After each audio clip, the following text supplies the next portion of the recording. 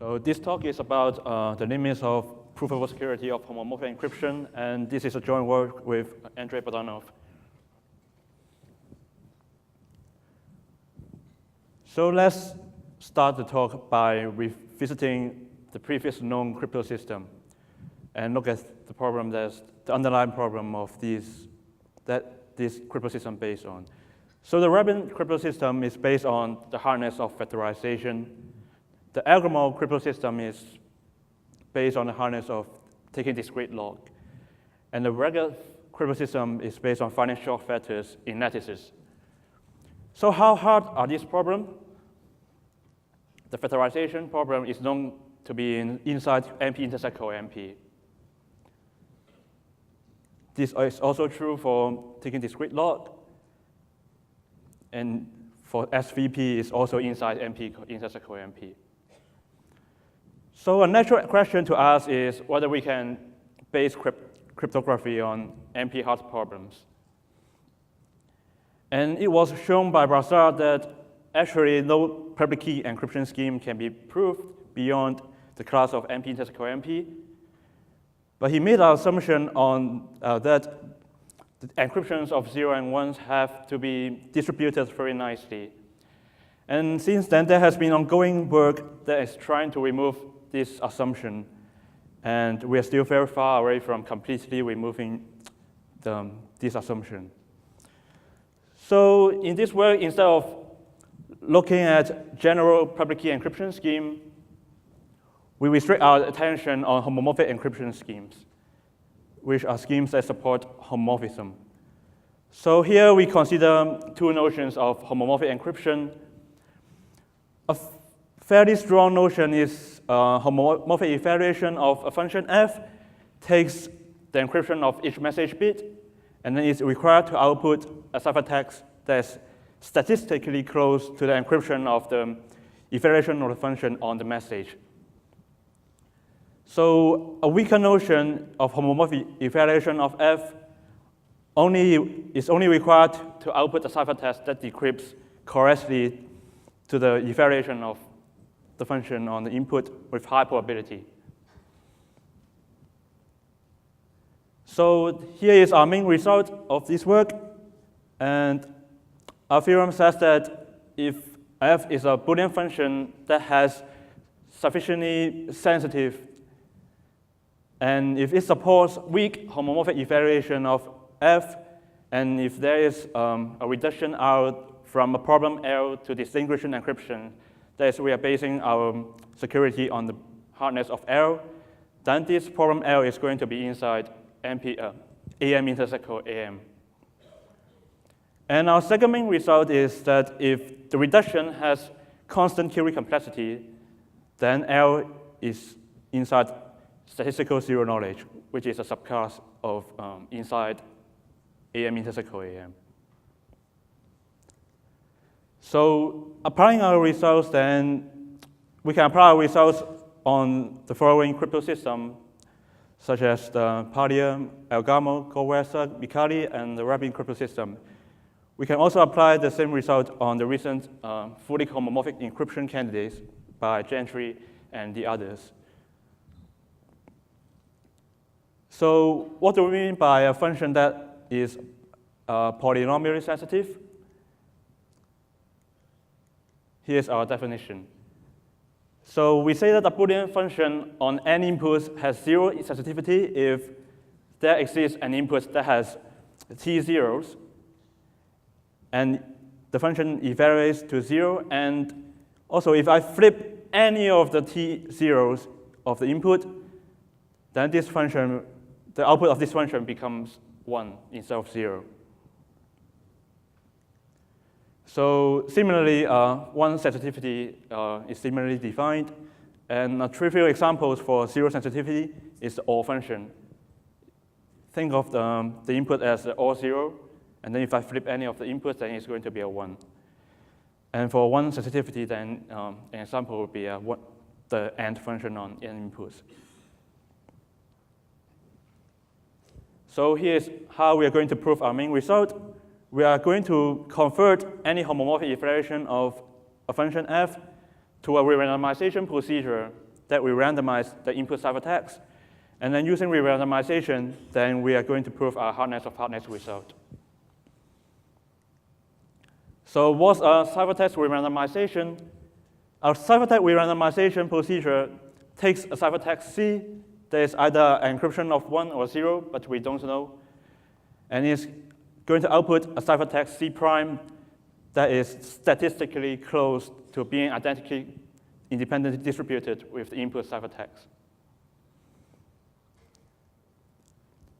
So in general, we don't know about the relation between homomorphic evaluation and a re-randomization procedure. And it is known that re-randomization is used in some of the homomorphic evaluation, but we don't know if it's necessary. And in fact, homomorphic evaluation can be deterministic, but for re-randomization procedure, it has to take some extra randomness. So let's start from converting any homomorphic evaluation to a re-randomization procedure. So this follows from the following lemma. Let f be a Boolean function on n inputs. If it's a typical function, and if the encryption scheme supports homomorphic evaluation of f, then it's going to support re-randomization. And more precisely, if for strong homomorphic evaluation, in fact, this f can be any function except not function, or function, and n function. And this re-randomization procedure is going to have a negligible statistical error. For weak homomorphic evaluation, then the requirement is different. Here, f has to be polynomial sensitive in 1 and 0. And we also have to use a weaker notion of re-randomization in our work. And also, the re-randomization error is noticeable instead of negligible. So let's look at the following example, where suppose a homomorphic encryption scheme supports homomorphic evaluation of majority of 3 inputs. So I'm going to generate one encryption of 0 and one encryption of 1, and then I'm going to feed my input along with the 2 encryptions to the output to the homomorphic evaluation algorithm. So by definition of homomorphic of majority of 3 inputs, then it's going to output the encryption of m. Whether it's 1 or 0 is, by definition, is going to output correctly. So what happens if I say I shuffle the input? Then if it's input is an encryption of 0, then the homomorphic evaluation algorithm is going to have difficulty to tell whether the input is whether it is the actual input is here or here, because they are identically distributed.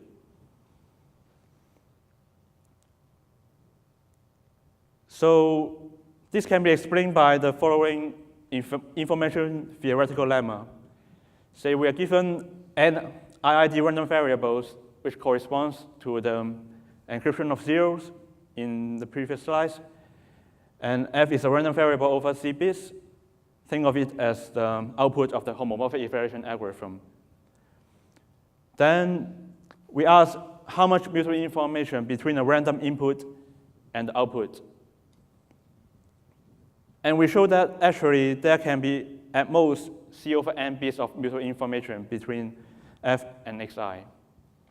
And in other words, that means the output is going to be at most 1 over square root n far from being independent from the input.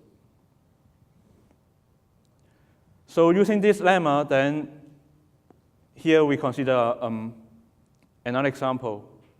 Say f is majority, then instead of, so we can generate n independent encryptions of both zeros and ones, and then along with our input ciphertext, and we are going to shuffle the inputs along with the 2n and then we are going to apply homomorphic evaluation of majority on the the 2n+1 encryptions. Then applying our previous lemma, then we have here we have, if the encryption scheme supports homomorphic majority, then it supports ciphertext rerandomization with error 1 over square root n.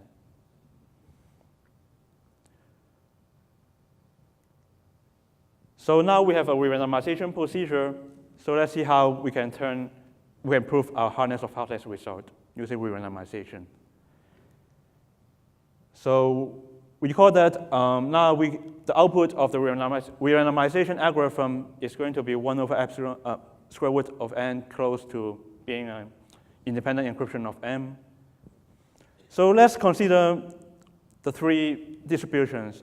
The first one is the rerandomization, the output of the rerandomization, and the second one is the encryption of zeros, and the other is an encryption of ones. So what happens if the input happens to be an encryption of zeros? Then by our lemma, then we know that it's going to be very close to an encryption of zeros, but very far from an encryption of 1. Similarly, if m is 1, then it's going to be far from encryption of 0, and it's very close to encryption of 1. So this is exactly the statistical distance problem. And by Sahar and Fadan, we know that this problem is in statistical zero knowledge. Then this follows from the work by Mahmoudi and David Shao that a BP algorithm with access to an SDK oracle is actually lies inside AM intercycle AM. So this is the general idea for strong homomorphic evaluation. And for weak homomorphic evaluation, we have to do a bit more work that I'm going to talk about that here. But this is the main idea of the proof. So previously, we see that the error is actually 1 over square root of n. So this error is noticeable. And in cryptography, for cryptographic applications, we want to have negligible error. So this is unavoidable if the homomorphic evaluation error is noticeable. But if the homomorphic evaluation error is negligible and is a strong homomorphic evaluation, then it's possible. So we see that if there are n independent IID random variables, then the error is going to be 1 over square root of n. So let's consider generating exponentially number of independent encryptions. How do we do that? Then we can just apply our rerandomization procedure recursively. And this can be done because strong homomorphic evaluation can actually be composed. So first, we apply our original rerandomization procedure. So we place our inputs, encryption of 0, encryption of 1, and the input ciphertext, and then we shuffle them. Now for every input x, we are going to replace it by a rerandomization of that input. So here we replace it by a rerandomization of 0, a rerandomization of c, and a rerandomization of 1. And then we keep doing it, so on and so forth. So now we have exponentially number of inputs. So by our information theoretical lemma, then this will have negligible independence. But since this tree has exponentially number of leaves, then it's going to be too large to compute. So we are going to approximate the tree by truncating some of the subtrees.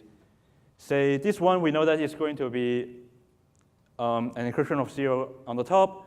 So we are going to truncate this part. Similarly, we are going to remove this part, so on and so forth. So this is our actual algorithm. So the algorithm is every time we just replace C by the rerandomization of C. So because the homomorphic evaluation error now is negligible, so if I replace the subtree by encryption of 0, then the distance between the output of the two trees is also going to be negligible. So we can apply our analysis on the top, and then, but in practice, we can use the algorithm below.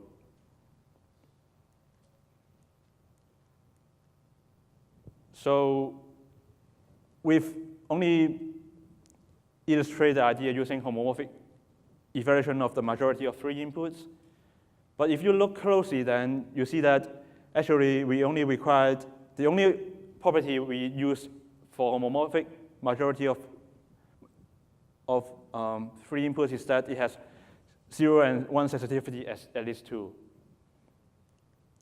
So actually, it is sufficient for any functions to contain the following 2 gadgets, which is a 0 sensitivity gadget and a 1 sensitivity gadget. So we ask what functions have the following 2 gadgets. And in fact, we show that almost every monotone function contains the 2 gadgets. And then for non-monotone function, because it actually contains a NOT function inside the Boolean cube, so we can build the 2 gadgets using homomorphic evaluation of the NOT function. So our third main result is that suppose the function f is not a constant function, and function, or a NOT function. And if the encryption scheme supports strong homomorphic evaluation of f with negligible error, then it supports ciphertext rerandomization of negligible error. So here's some of the open questions. So far, we are not able to say anything about homomorphic encryption scheme that supports homomorphic evaluation of, say, the NOT function only, or AND function, or OR function. So so we would like to know whether we can say something for those schemes that supports, say, only the NOT function or only the AND function. And here in this way, we only provided one way to randomize a ciphertext using homomorphic evaluation. So maybe it's good to explore other methods for re-randomization and a ciphertext. So this is the end. Thank you.